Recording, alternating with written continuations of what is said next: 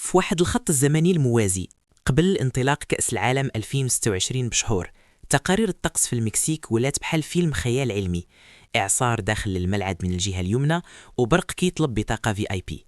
فيفا دارت اجتماع مستعجل، الذكاء الاصطناعي ديالهم حسب المعطيات وقال نسبة الرطوبة أعلى من نسبة الاستحواذ، خاصنا بلان بي. الشاشة ولات تومد باقتراح غير متوقع، البديل الأمثل المغرب.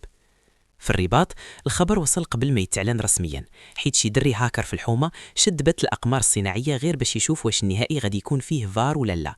اسمع غير Transfer World Cup Protocol. عم الميلودي القهوة قال واش باغين غير المونديال، نعطيوهم حتى الطقس هدية. وهنا بان الجانب ديال الخيال العلمي. المغرب كان مخبي مشروع سري سميتو سقف الأطلسي الكوني، شبكة ديال أقمار صناعية صغيرة كتقدر تبدل الضغط الجوي فوق أي ملعق.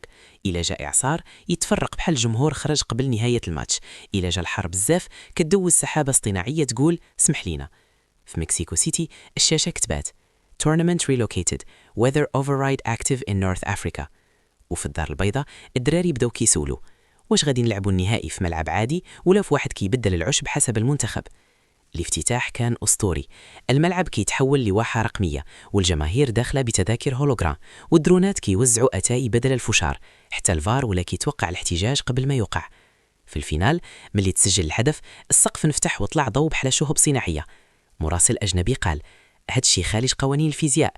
عم الميلودي جاوب وهو كيدير السكر في الكاس لا أولدي، غير الفيزياء تعلمت شوية دارجة.